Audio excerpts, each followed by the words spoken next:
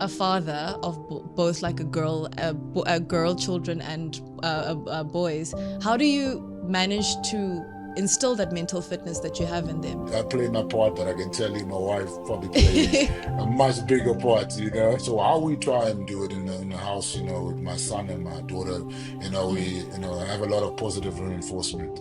We always, give them words of affirmation that, you guys can do anything, whatever you put your mind to, you can achieve it. Leaving my country to pursue my dream, I was really excited, but it was also daunting, and scary to navigate a new place, new country.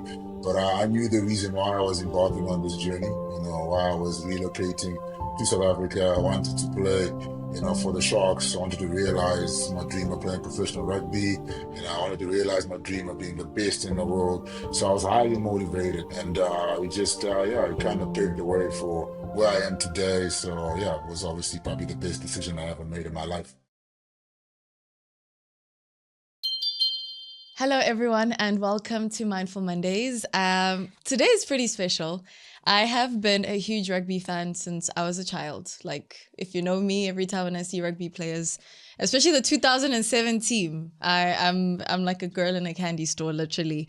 And over the years, I've started working in a lot of these humanitarian spaces with someone who is absolutely incredible. He's a UNICEF ambassador, over and above being a world champion. And when I was thinking about someone to speak to, especially when we consider how in 2030, Africa will have a lot of the youngest people on the continent. And when we think about the Africa we want to see, I couldn't think of a better person than Tendai Mtawarira. I'm so excited to have you. Welcome to Mindful Mondays. Thank you, Shudu. Excited to be here. Yeah, we are talking to the beast today. How are you today? We have this question that we asked, like in this specific moment, how are you, beast? I'm doing great. I can't complain. I'm actually currently in Johannesburg, up to quite a few things, activities. So yeah, and I can't complain. I'm busy, keeping busy. I'm thinking you're Durban, you're just around the corner. Then you should have been here in studio, but we appreciate you making the time. Um, so I don't know, like I have had all these thoughts because every time we're at One Young World specifically, you are the guy that represents two nations. And it's the most beautiful thing because we know you as a South African, Springbok player, but that's not your only roots, I guess. You left Zim to come to South Africa. How was it actually making that change and following your dreams in that way? It was really exciting. As a young 18-year-old, leaving my country to pursue my dream. I was really excited, but it was also daunting, and scary to navigate a new place, new country, without obviously my parents being present. But I knew the reason why I was embarking on this journey, why I was relocating to South Africa. I wanted to play, for the Sharks. I wanted to realize my dream of playing professional rugby. I wanted to realize my dream of being the best in the world. So I was highly motivated. So all the challenges that I faced, the almost like, just a speed bump, in the way. I just got over it and I got on to the next one.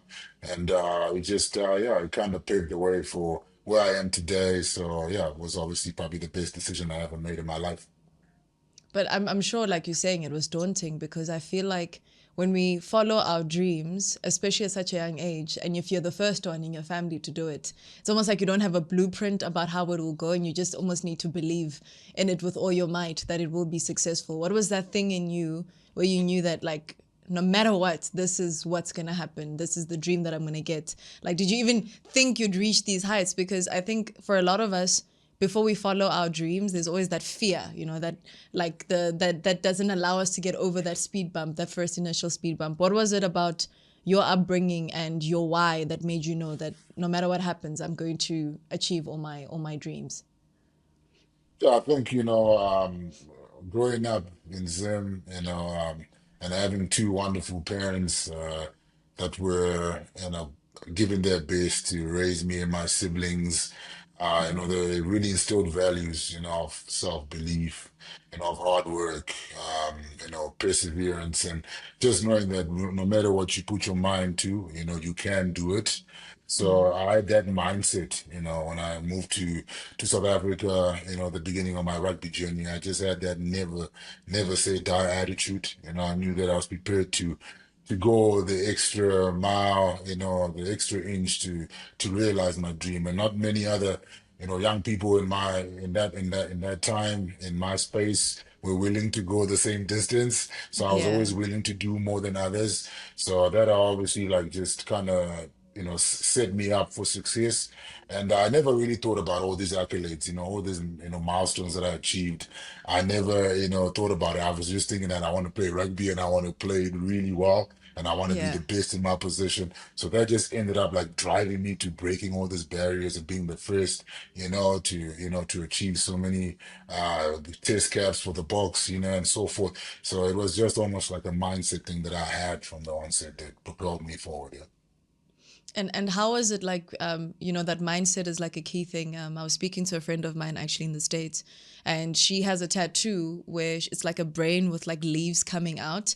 And she speaks about a growth mindset that no matter what happens, we are always able to almost turn any speed bump, as you said, into a learning curve, or like something that we can turn into, I don't want to say milestone, but something that can be a teachable moment. When you think about the mindset that you had, all the accolades that you've had, and all the lessons that you have had, because when we look at your transition from being, part of the box and part of the Sharks into what you're doing right now in entrepreneurship. Actually, I didn't tell you. I was driving and I saw on a scooter, I saw your face for the, I think it's electricity. I don't know what it is. And I Oh, was like, solar, yes. yeah. Oh, it's the solar business.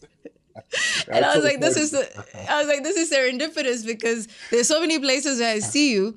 But again, like, what was it where you just, like that mindset that you have, and how did like being part of a team almost enhance that and almost help you transition into where you are right now, where you are the business person, you have the Beast Foundation, which you'll get into, you are a UNICEF ambassador, you keep giving. But I think it's the lessons and the mindset that you've had. Thank you, Shudi, for those kind words. And I think for me, I always knew that, rugby was, my ultimate dream. It's what I wanted to achieve.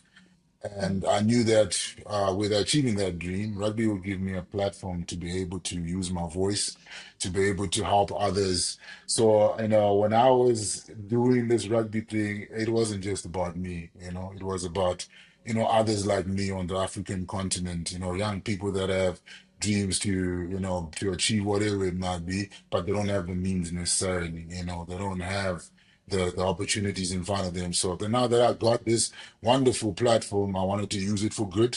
And that's the reason why, I'm involved in what I'm doing now currently with the philanthropy, with the UNICEF stuff, with my own foundation. It's almost become an extension of what I did on the field. It was never about one person. It was never about my own success. It was actually about bringing more success to more African youth, to more African people, inspiring a generation of change makers. So that was always my focus. And me and my teammates at the time, like Sia, we always used to joke around and we used to talk about like, one day what do you want to do? And one of the things that we were kind of like-minded about was always about impact, driving change, inspiring the next generation. It's something that we were so intentional about. So it was never about me, on that field. It was always about helping, the youth on the continent. So what I'm doing now is giving me new purpose and meaning and a drive. I wake up every day motivated to go make a difference, in the foundation space, in the UNICEF space, and also my businesses, what I'm involved in with the solar company that you mentioned, with the sharks, with my wine business, everything, revolves around making impact, creating employment, and just really making a significant impact on this world, That's what I want to, yeah, be about. No, I love that, because I've had many conversations as well with Sia, and I think like you're saying, the common thing is impact. But then going back also to the mindset, I was having a conversation earlier, and it was about like how the difference between the mental discipline and the mental fitness between boys and girls, with all the lessons that you've had, the way you chased your dreams, and now the impact that you've had in the different spaces. Being a father of both like a girl children and boys, how do you manage to instill that mental fitness that you have in them, because I think that's the beauty of the next generation, being able to have these conversations, because for a lot of people it's almost like there has to be a difference in how you approach that, but how do you also like pay that forward to them as well? I think I play my part, but I can tell you my wife probably plays a much bigger part. She's a mental health expert, and so how we try and do it in the house, with my son and my daughter, we have a lot of positive reinforcement. We always give them words of affirmation that you guys can do anything. Whatever you put your mind to, you can achieve it. My daughter is very arty, and she's in the creative space, so she wants to go and do movies for Disney, I So we love were like, that. yeah, exactly. We're like, you can do it. You can go uh, and do it, whatever you put your mind. And she wants to save every animal on the planet too. She's also big on the animals, every dog on the planet. So we're like, you can also do that too. So there's nothing that is, that is not within reach for you. So we always do it in that, in that way, just positive, reinforcement, and just telling them that they're capable. I was once upon a time their age, and I had a dream of playing rugby, and I was able to become a world champion. So, there's all this wonderful, almost like, examples in their lives that they can see through me, and through my wife and through others, that, they're capable of achieving anything. So that's how we try and do it. But it's obviously different. My boy on the other side, he's more mellow. He just wants to play basketball, and it's almost like, you gotta be, almost try and remind him all the time, because he forgets, he easily forgets, you always constantly gotta keep on, keep tabs on him, keep on encouraging him. But my daughter, on the other hand, she's 14 going on 30. She knows exactly what she wants to do. She's got it all figured out. So, so I yeah, love yeah, that. that's the dynamic in the household there. No, I love that. But I've also seen you do it with your nephews as well and stuff. So it's beautiful to know that, Yes. like, with the boys, they're more, when it comes to taking risks, like it's very much let's go. But I found that with girl children, we are more of like the nurturers, and Yeah. we are less. What's the word? Like we take less risks. But the beautiful thing is knowing that there are no barriers to the dreams that we want to have. I mean, making a Disney movie, she's definitely going to do that. And then all it needs is the determination, and that's the beauty of it. I wanted to like get into the Beast Foundation, because especially when we speak about legacy and the African youth and what you managed to do within your own household, how do you use the Beast Foundation to further some of the values and the goals that you have? I know the big focus is education, and there's like a lot of initiatives that you guys do. But what is your vision for the Beast Foundation where the African youth is concerned, to make sure like the stories that we're sharing right now don't just stop here, that they continue, and that's the legacy that you leave behind?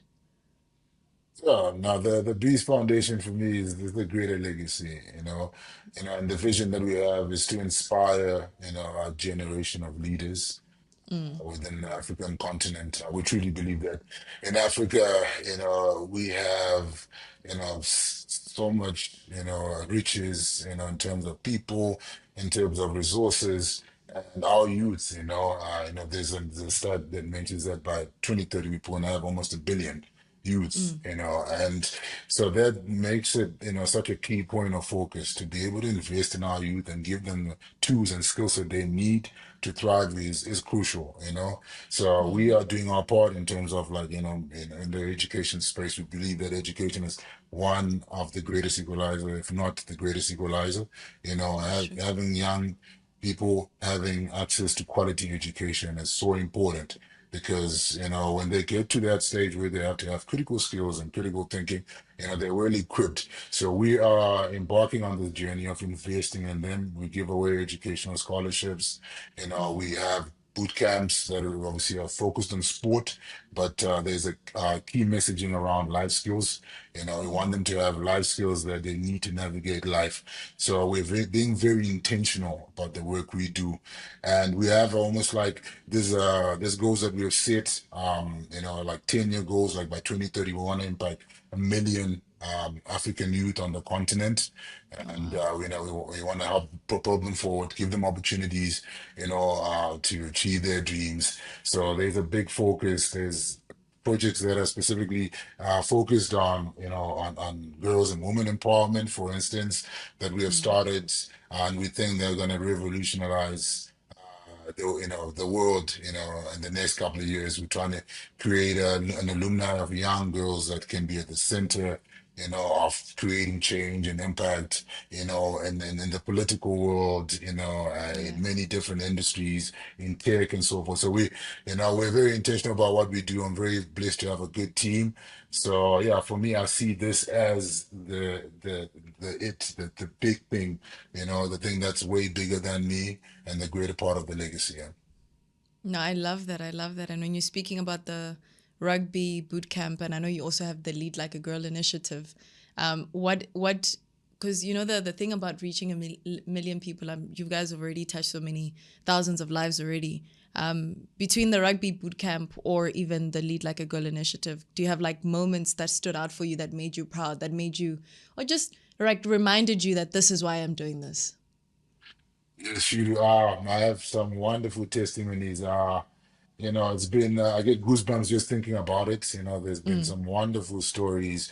You mentioned Lead Like a Girl. We have now two cohorts. We started in 2024 with the first cohort and mm, of 15 girls, and then now it's doubled up to 30 this year.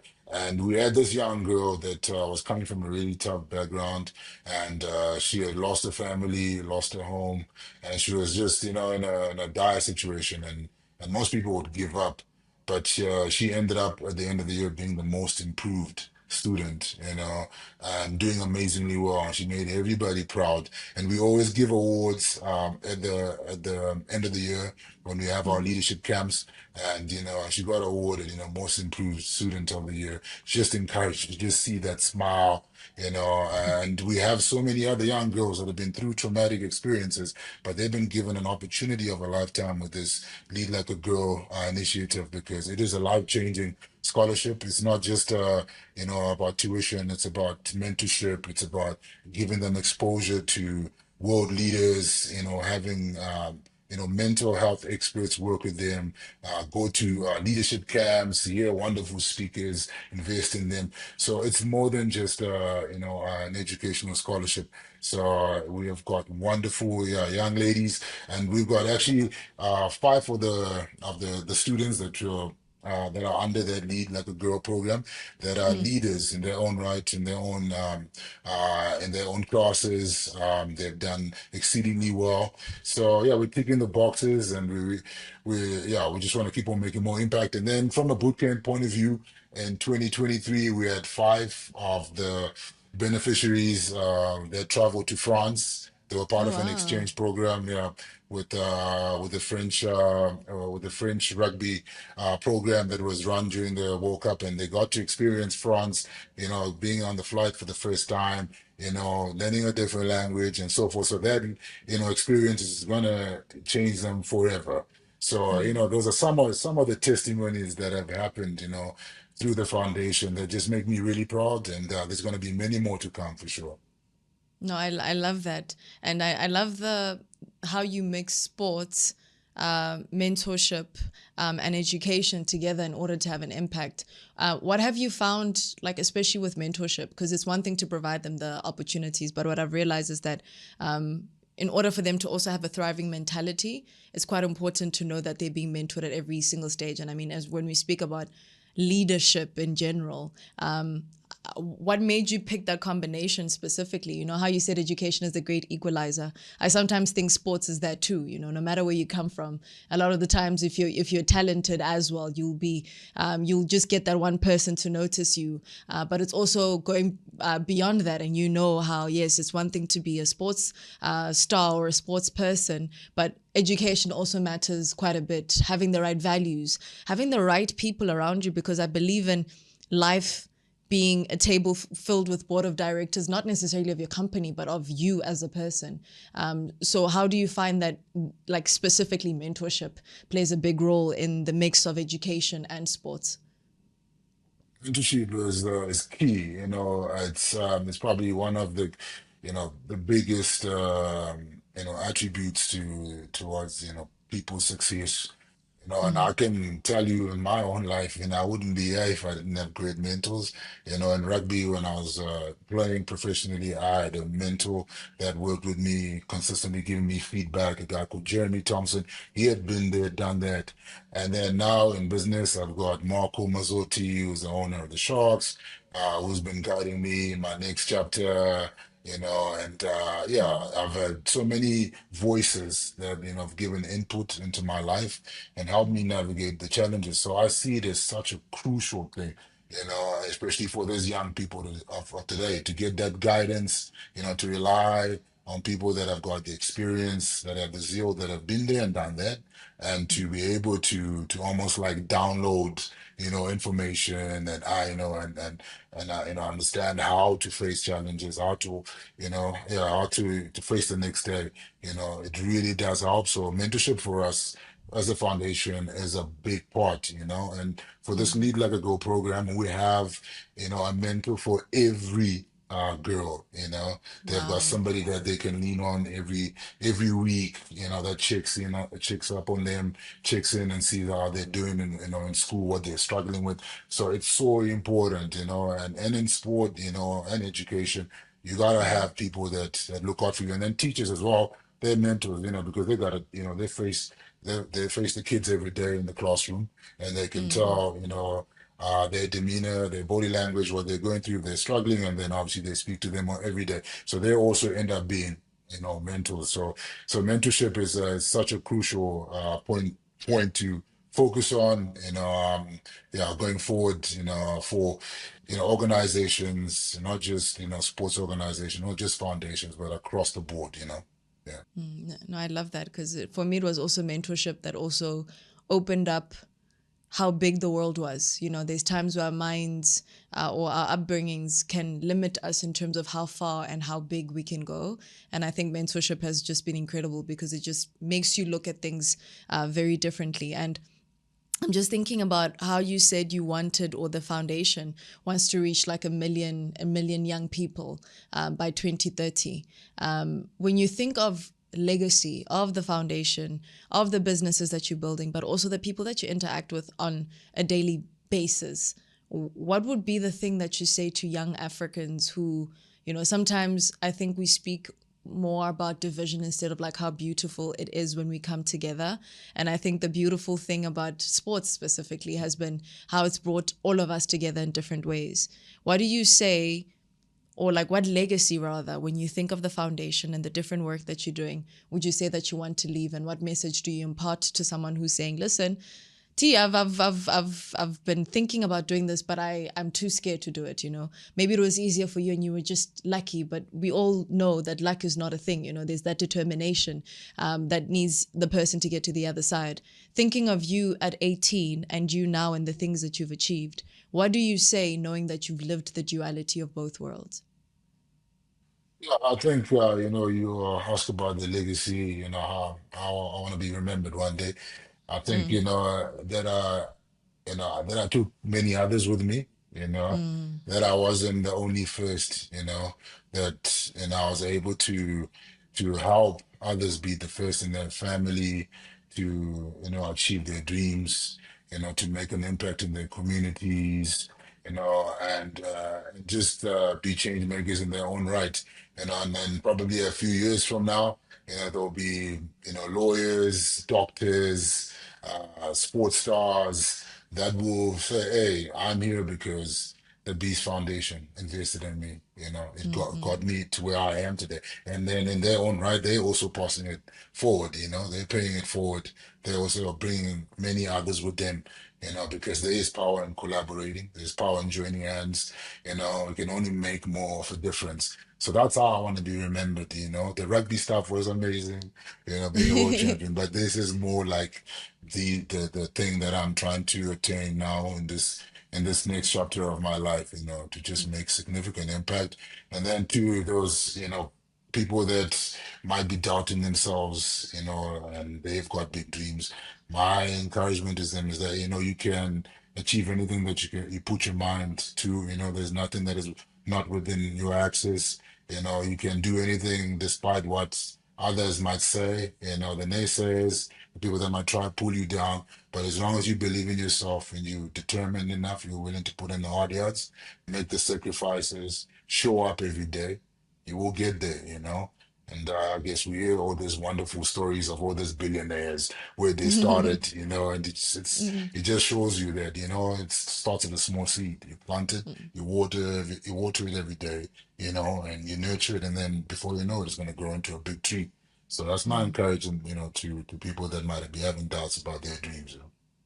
No, I love that. And lifting others as we rise, but also never despising your humble beginnings. Because sometimes we want to just find ourselves at the end, like you're another billionaire, you're another success story, but it all starts somewhere and it all starts with a story. So thank you so much for sharing yours. And thank you so much for joining us today. Thank you, Shudu. It's great chatting to you. Thank you. I'll chat to you soon. And thank you to every single person that's listened. I think this is one of those moments where it's the stories of mentally fit people that provide us with a different perspective of how we look at some of the challenges that we face, how we approach the dreams that we have, how we choose to fight for the dreams that we have. I think we live in a world where we look at what if it doesn't work instead of what if it does work. This is someone who at 18 knew this is exactly what he wanted. This is what he wanted to achieve and went after it. And it's such an incredible story to see how beyond just the success and the accolades, how we choose to take our stories and make sure we take others with us. The danger of a single story is that he can never be the only one. You can't be the only one. I can't be the only one. And I think I'm so thankful because it's people and their stories, people like Tendai, that inspire us to just be better and do better, but also most importantly, take other people with us. So thank you so much for listening in today. If you have questions that you'd like to share, I will hound him to give you your answers, I promise. But if you have questions, if you want to know more about the Beast Foundation, the Lead Like a Girl initiative, just look it up online, but we'll also attach and tag them as well when we post this episode. But I am incredibly inspired and I hope you are too. See you next week.